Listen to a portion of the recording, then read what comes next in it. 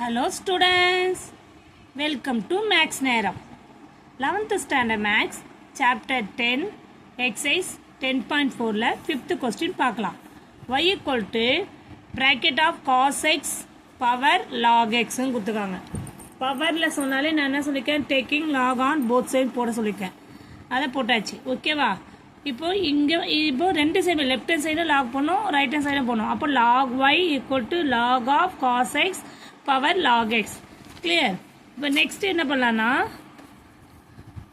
Lock y, இந்த log x இருக்குல்ல, இந்த பவர் வந்து முன்னாடி வந்துடும். பவர் போட்டாலே அந்த வேல்யூ முன்னாடி வந்துடும். அப்போ log x log of cos எக்ஸ்ன்னு வந்துச்சு. இது பார்க்கும்போது யூவி மெத்தட் ரெண்டு இது இருக்குது, ஓகேவா? அப்போ ரெண்டு ஃபங்க்ஷன் வந்து யூவி மெத்தடில் தான் டிஃப்ரென்ஷியேட் பண்ணணும். அப்போ differentiate with respect to X. Clear? அப்போ என்ன பண்ணலாம், நெக்ஸ்ட் ஸ்டெப்பு ஒய்யை லாக் ஒய்யை மட்டும் டிஃப்ரென்ஸ் பண்ணால் டிஒய் பை டிஎக்ஸ்னு எழுதலாம். ஆனால் லாக் ஒய் பண்ணும்போது 1/y dy by dx equal to இது வந்து யூ, இது வந்து வி, இது ஃபுல்லாகவே வி, இது மட்டும் யூ. அப்போது யூ இன்ட்டு யூ வேல்யூட்டு வி டேஷ்னா லாக் ஆஃப் காஸ் எக்ஸ்னா 1/cos எக்ஸ் போட்டுட்டு அதுக்கப்புறம் காஸ் எக்ஸ் உள்ளே இருக்க ப்ராக்கெட்டையும் நம்ம டிஃப்ரென்ஸாக பண்ணோம்ல.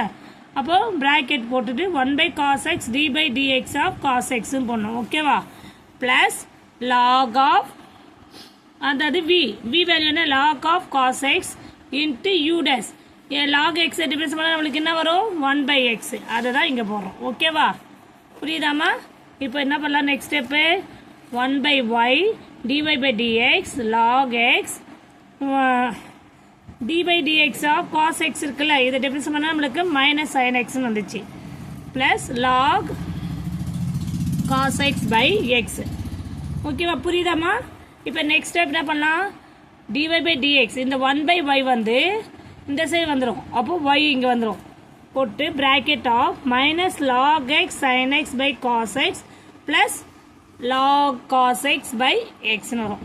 இப்போ இந்த sin x by cos x என்ன பண்ணலாம், நம்ம tan x எழுதலாம். அதுதான் எழுதிக்கங்க.